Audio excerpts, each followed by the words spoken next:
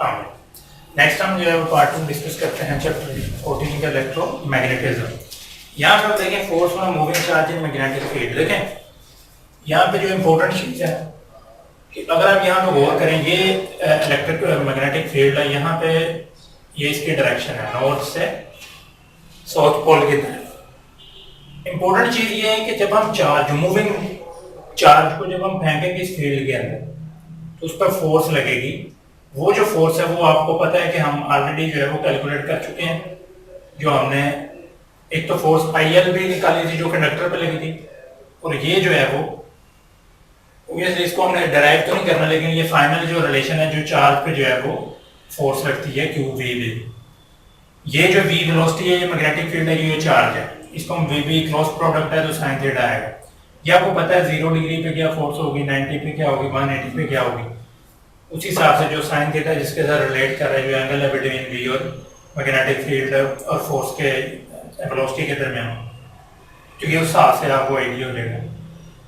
Number 2 ये देखें कि यहाँ पे अगर तो नेगेटिव चार्ज है तो उसको इस फॉर्म में लिखेंगे इलेक्ट्रॉन, अगर पॉजिटिव चार्ज है प्रोटॉन उसको इस फॉर्म में लिखेंगे। ये फॉर्म भी आपको ध्यान में होना चाहिए। इनका डिफरेंस आप इस तरह ले सकते हैं कि अगर नेगेटिव चार्ज है उसकी फोर्स जो है वो इस राइट डायरेक्शन में, तो ऑब्वियसली जो पॉजिटिव चार्ज है उसके डायरेक्शन जो है वो ऑपोजिट हो जाएगी, लेफ्ट साइड पे फोर्स उस पर लगेगी।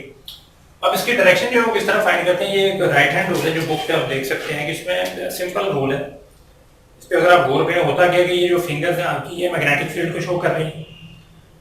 इस तरह अगर मैं आपको ड्रा करके बताऊं, ये फिंगर जो है वो मैग्नेटिक फील्ड को शो कर रही है, और ये जो पाम है, पाम पे जो परपेंडिकुलर है ये फोर्स के डायरेक्शन को, ये थंब जो है वो वेलोसिटी को शो कर रहा है। इस तरह हम डायरेक्शन जो है वो इसकी फाइंड आउट कर सकते हैं। तो ये इंपॉर्टेंट चीजें से इसके हवाले से आपने ये ध्यान में रखनी है। यहाँ से यूनिट्स वगैरह और चीजें वगैरह जो है वो फाइंड आउट कर सकते हैं। नेक्स्ट ये है motion of charge particle in electric and magnetic field. जब दो फील्ड्स एग्जिस्ट करें, मतलब इलेक्ट्रिक फील्ड भी और मैग्नेटिक फील्ड भी हो, तो उस पर फोर्सेज जो लगेंगी, देखिए आपको पता है कि इलेक्ट्रिक फील्ड इसके इक्वल है F ओवर की, उसकी फोर्स ये आ जाएगी। मैग्नेटिक फील्ड की फोर्स अभी आपने देखी है, तो दोनों का सम हो जाएगा तो वो क्यों आ जाएगा QE प्लस QVB।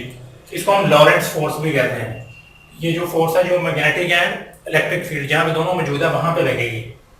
इसको इस फॉर्म में भी लिख सकते हैं कि अगर Q यहाँ से कॉमन आ जाए E प्लस VB, इस फॉर्म में भी लिख सकते हैं। ये भी एक इंपॉर्टेंट चीज है, इसको भी आपने ध्यान में रखना। लॉरेंट्ज फोर्स क्या होती है। वेलोसिटी सिलेक्टर देखें, स्पेक्ट्रोमीटर में हम एक पर्टिकुलर जो है वो पार्टिकल्स को हम पर्टिकुलर वेलोसिटी से जो है वो मूव करवाने के लिए उनकी वेलोसिटी जो है ना वो मीटर करते हैं कि किस स्पीड से जो है वो पार्टिकल को जो है मूव करवाना है। हम एडजस्टमेंट इस तरह करते हैं कि मैग्नेटिक फील्ड और इलेक्ट्रिक फील्ड को जब हम इक्वल करते हैं तो हमारे पास जो वेलोसिटी आती है वो electric field divided by magnetic field. ये इसको जो है वो वेलोसिटी सिलेक्टर कहते हैं। ये जो फैक्टर है कि हम वेलोसिटी जो है वो एडजस्ट करते हैं अपनी मर्जी। स्लो स्पीड से वेलोसिटी जो है वो वहाँ पे इंस्ट्रूमेंट में चाहिए होती है। तो ये फार्मूला भी ध्यान में रखना है कि जहाँ पे इलेक्ट्रिक फील्ड आपको दी हो, मैग्नेटिक फील्ड दी हो, तो वेलोसिटी जो है वो कैसे फाइंड करनी है, तो ये फार्मूला आप कर सकते हैं। नेक्स्ट है वेलोसिटी सिलेक्टर के बाद हमने E over m of an electron, ये किस तरह जो है वो फाइंड करनी है। देखिए ये सिंपल डायग्राम में बनाई है। यहाँ पे आप देख रहे हैं ये फील्ड है, इसकी डायरेक्शन जो है वो क्रॉस ये शो करता है कि ये इनटू, जिस तरह करंट की डायरेक्शन जो मैंने बताई थी, करंट में आप देखते हैं कि जो क्रॉस प्रोडक्ट होता है वो इनटू द पेज होता है। सिमिलरली ये मैग्नेटिक फील्ड है जो कि इनटू द पेज है, यानी बोर्ड के इनसाइड है। ये कंसीडर करना, ये हाथ मेरा बोर्ड कंसीडर कर लें और ये ऐसे डायरेक्शन है, अंदर परपेंडिकुलर है। चार्ज हम मूव करवा रहे हैं V, ये है फोर्स टूवर्ड्स जो है वो सेंटर लगेगी क्योंकि डिफ्लेक्टिंग फोर्स है, डिफ्लेक्ट करवाना है उसने पार्टिकल को। ये जी अब यहाँ पे आ जाएगा, फोर्स की डायरेक्शन ये हो जाएगी पर V ये हो जाएगी लॉन्गिट्यूड। मैग्नेटिक फील्ड के अंदर फोर्स तो यही लगेगी QVB। अभी हमने देखा भी है चार्ज जो मूव कर रहा होगा फील्ड के अंदर, इलेक्ट्रॉन है तो EVB। लेकिन आपको ये पता है कि जो सेंट्रीपिटल फोर्स है वो नेसेसरी है, क्योंकि पार्टिकल को जो सर्कुलर फॉर्म में मैंने मूव करवाना, जो पार्टिकल सर्कुलर फॉर्म में मूव कर रहा है, जो स्ट्रिंग के वेलोसिटी जो मैग्नेटिक फील्ड की जो फोर्स है और जो सेंट्रीपिटल फोर्स है वो दोनों इक्वल होंगे। तो हम दोनों को इक्वेट कर सकते हैं। यहाँ आफ्टर इक्वेटिंग आप देख सकते हैं कि E ओवर m जो है वो हमारे पास ये आ जाती है अब यहाँ पे अगर आप देखें ये v जो है वेलोसिटी है, b रेडियस है, सॉरी r रेडियस और v जो है मैग्नेटिक फील्ड है। लेकिन यहाँ पे आप देखें मैग्नेटिक फील्ड तो हमने अप्लाई किया हुआ, वेलोसिटी की वैल्यू नहीं है हमारे पास, सिमिलरली रेडियस की वैल्यू भी नहीं है। वेलोसिटी इससे कैलकुलेट कर सकते हैं आप 2ve/m। अब ये क्या चीज है, ये देखें अगर आप इस पे गौर करें थोड़ा सा कि हमने पार्टिकल को मूव करवाना है ना, ये उसकी मैं थोड़ा सा आपको बता रहा हूँ। काइनेटिक एनर्जी है वो पता है क्यू वी है, पार्टिकल मूव कर रहा है, तो ये आ जाता है half M V square into Q V, इसको मैं ई वी भी लिख सकता हूँ। ये यहां से वेलोसिटी जो है वो आ जाती है 2ve/m। v वोल्टेज है ये, और ये इलेक्ट्रॉन का चार्ज और ये m है। ये फार्मूला ज़हन में रखना। जब हम पुट करते हैं इसको इसकी जगह पे v की जगह पे, तो e/m आ जाता है हमारे पास 2v/v²r²। यहाँ पे वोल्टेज तो हमने अप्लाई किया, ये हमारे पास है। अब ये वोल्टेज है, v भी है। रेडियस कैसे कैलकुलेट करेंगे, ठीक है? रेडियस हम ऑब्वियसली हम एनर्जी दे रहे हैं इलेक्ट्रॉन्स को, तो इलेक्ट्रॉन जो है वो एटम से स्ट्राइक करेंगे। जब एटम से स्ट्राइक करेंगे तो एटम्स जो है वो ये एक्साइट हो जाएंगे, एटम्स उनको एक्साइट कर देंगे। जब ये डी एक्साइट करेंगे तो एनर्जी जो है वो रिलीज करेंगे। जब डी एक्साइट करेंगे तो लाइट जनरेट होगी। जब लाइट जनरेट होगी तो इसमें इलेक्ट्रॉन को वैसे तो हम देख नहीं सकते, लेकिन एक स्पेसिफिक ट्यूब में जब हम मूव करवाते हैं इसको एक पर्टिकुलर जो है एक्सपेरिमेंट के अंदर, तो जब फिर लाइट निकलती है तो हमें पाथ जो है ना इलेक्ट्रॉन का विजिबल हो जाता है, तो उससे हम रेडियस भी फाइंड आउट कर सकते हैं। तो ये बेसिक कॉन्सेप्ट है इसका। e/m का हम किस तरह जो है वो कैलकुलेट करते हैं, यही पार्ट 2 जो है इसका सेकंड जो है वो पार्ट हम डिस्कस करेंगे आफ्टर दिस। लेकिन यहाँ पे मेन पर्पस है कि आप देखेंगे ये m के साथ रेडियस का जो है वो डायरेक्टली प्रोपोर्शनल के साथ रिलेशन है, b² है, ठीक है, e का इसके साथ क्या रिलेशन है, ये थोड़ा सा इनके फार्मूलाज पर गौर करें। ये है CRO, कैथोड रे ऑसिलोस्कोप। यहाँ पे इंपॉर्टेंट कुछ पॉइंट्स हैं जो कि अच्छी तरह आप ध्यान में रखने हैं CRO के बारे से। ये बेसिकली जो है वो ग्राफ प्लॉटिंग डिवाइस है, वेरी रैपिडली जो है ये ग्राफ प्लॉट करती है। तो ये है दूसरा मतलब in the sense in simple way कि हम जो है वो वेवफॉर्म जो है वो ऑब्जर्व करते हैं इसके ऊपर, ये जो स्क्रीन है यहाँ पे हम जो है वो वेवफॉर्म ऑब्जर्व करते हैं और फाइंड करते हैं हम डिफरेंट क्वांटिटीज को, ठीक है? वो हम डिस्कस करेंगे यूजेस में क्या चीजें हम देखते हैं। और यहाँ पे कुछ कंपोनेंट्स हैं, अगर आप ये देखें ये फिलामेंट है, ये बेसिकली क्या हो जाता है, मैं यहाँ पे कुछ चीजें लिखता जाऊंगा, बाद में रिमूव कर देंगे। ये हीट अप हो जाता है, इसको किया जाता है हीट अप फिलामेंट को, ये इसका मेन कंपोनेंट है। लेकिन आगे देख रहे हैं आपके सी बना हुआ है, सी जो है वो कैथोड है। बेसिकली इस कैथोड जो है वो ये जब हीटअप होता है तो इससे ये भी हीटअप हो जाता है।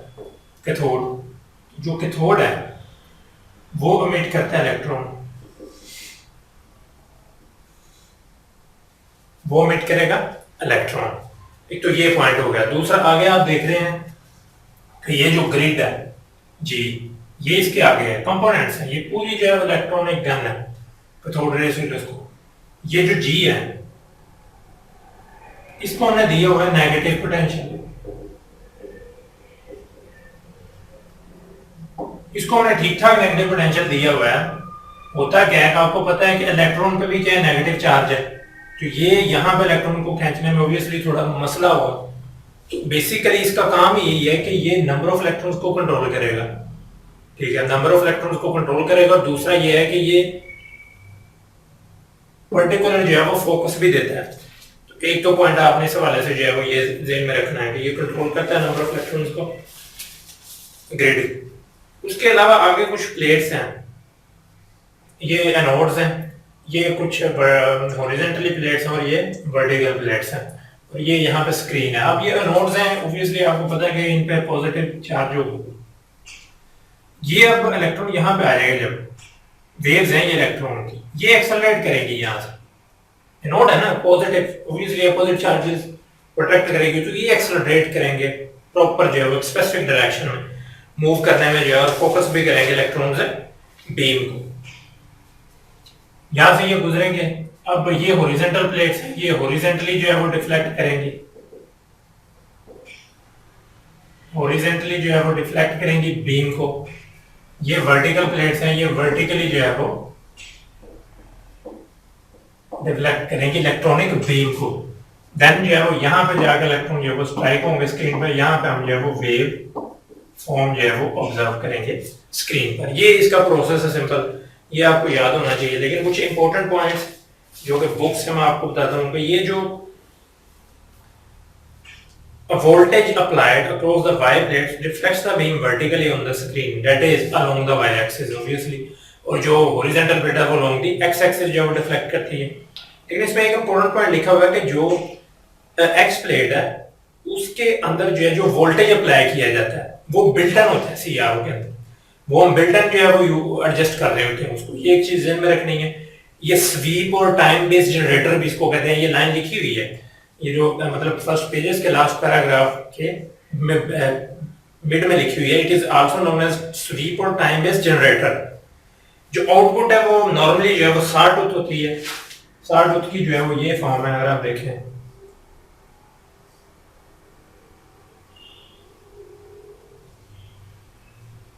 इधर टाइम है, ये वोल्टेज है आप देख रहे हैं, ये इंक्रीज होता है रैपिडली, डिक्रीज हो जाता है, इंक्रीज होता है रैपिडली, 60 होता है। जरूरी नहीं है, बहुत सी फॉर्म्स हम ऑब्टेन कर सकते हैं। ये बुक पे वैसे उन्होंने एग्जांपल के साथ जो मेंशन किया हुआ है। एक तो ये होगा। अब इनके यूजेस क्या हैं? देखिए सिंपल यूजेस है, आपको पता है कि वेव फॉर्म जो है वो यहाँ पे बनेगी, इसको हम जो है वो देखते हैं यहाँ पे बना के, ये वेव फॉर्म बनेगी फॉर एग्जांपल आ गया।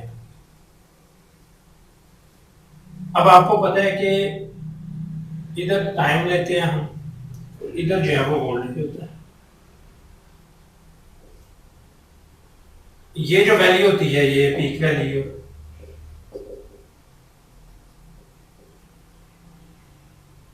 और ये जो वैल्यू है यहां तक ये पीक टू पीक है, पीक टू पीक। ये ग्राफ से हम ये चीजें एनालाइज करते हैं कि पीक वैल्यू क्या है ये वोल्टेज की, पीक टू पीक वैल्यू क्या है, और उसके रिस्पेक्टिव जो है वो टाइम क्या है जब हमें फ्रीक्वेंसी फाइंड करनी होती है 1/t। ठीक है, तो टाइम ऑब्वियसली हमें पता होना चाहिए, तो फिर हम फ्रीक्वेंसी भी जो है वो फाइंड आउट कर सकते हैं। तो ये वेव को पूरी तरह जो है हम स्टडी करते हैं, एनालाइज करते हैं, डिफरेंट जो फैक्टर्स हैं उसके अंदर, डिफरेंट जो रिलेशंस है, क्वांटिटीज है। तो ये तो हमारा होगा CRO के हवाले से। ये कुछ इंपॉर्टेंट पॉइंट्स है, ये आपने ध्यान में रखना है। आगे torque on current carrying coil. अब ये बड़ी इंटरेस्टिंग चीज है, आपको पता है कि जो फ्लेमिंग लेफ्ट हैंड रूल है, अब आप देख रहे हैं कि ये जो इसके मुताबिक ये फोर्स है, ये मैग्नेटिक फील्ड और ये करंट है।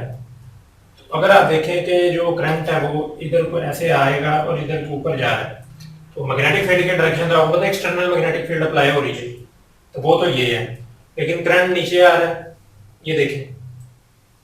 बाय द वे ये ध्यान में रखना, ये पैरेलल है फील्ड के, जो कॉइल है पैरेलल है। पैरेलल का मतलब है कि ये ऐसे है फील्ड के, बिल्कुल इस डायरेक्शन में ऐसे, ये परपेंडिकुलर हो जाएगी, ये चीज है मेरे। अब लेफ्ट हैंड रूल से हम देखें, ये फील्ड की डायरेक्शन है, ये करंट की डायरेक्शन डाउनवर्ड होगी, ये फील्ड की लेफ्ट टू राइट, और ये फोर्स अप्लाई होगी यहाँ ऐसे, ये मार्कर जो है ये फोर्स की डायरेक्शन। यहाँ पर करंट ऊपर जा रहा है, अब आप क्या करेंगे, ये देखिए ये फील्ड की डायरेक्शन होगी, ये करंट जो है वो ऐसे हो जाएगा, करंट ऊपर को जा रहा है, तो ये जो है इनवर्ट लगेगी फोर्स। ये फोर्स शो भी कर रहा है कि ये तो फील्ड फोर्स जो है वो इनवर्ट लगेगी, एक्सटर्नल फोर्स हमने अप्लाई की है, फोर्स जो है वो इनवर्ट लगेगी। अब इनवर्ट लगेगी तो आपको पता है कि जो फोर्स ऐसे ऊपर को खींचेगी और ये रोटेशन में आ जाएगी, कपल जनरेट होगा, तो ये रोटेट करना शुरू कर देगा, इसमें टार्क जनरेट होगा जो कि IBA कोस अल्फा होगा। ये एरिया उसका मैग्नेटिक फील्ड और ये करंट है। ये अल्फा जो है ये एंगल है between plane of coil and magnetic field, between plane of coil and magnetic field, ये भी ध्यान में रखना आपने। तो ये जब पैरेलल होता है तो आपको पता है कि कोस अल्फा जो है वो 0 डिग्री होगा, तो कोस अल्फा 0 डिग्री जो है 1 होता है। तो पैरेलल के केस में हो जाएगा जो टॉर्क मैक्सिमम जनरेट हो जाएगा। लेकिन जैसे ये ऐसे आएगा यहाँ पे एकदम थोड़ी देर रुकेगा, लेकिन जो टार्क पहले जनरेट हो गया वो उसी फोर्स से जो है ये फिर ऐसे टर्न हो जाएगा। जब परपेंडिकुलर होता है तब टार्क इस पे जो है वो 0 होता है। कॉइल जब परपेंडिकुलर होती है टू मैग्नेटिक फील्ड, क्योंकि cos 90 डिग्री जो है वो 0 होता है। ये इसमें इंपॉर्टेंट पॉइंट था, ये फार्मूला आपने ध्यान में रखना है। जब कॉइल ज्यादा होगी तो n लगा देंगे, ये नंबर ऑफ टर्न्स को रिप्रेजेंट कर रहा है, NIBA cos अल्फा, ये फार्मूला टॉर्क फाइंड करने का कॉइल के अंदर। तो ये था पार्ट 2 के हवाले से। रिमेनिंग इंशाल्लाह नेक्स्ट पार्ट 3 में जो है वो रिमेनिंग इंपॉर्टेंट टॉपिक्स को जो है डिस्कस करेंगे। तो पार्ट 3 में आप सुनते हैं। Thank you.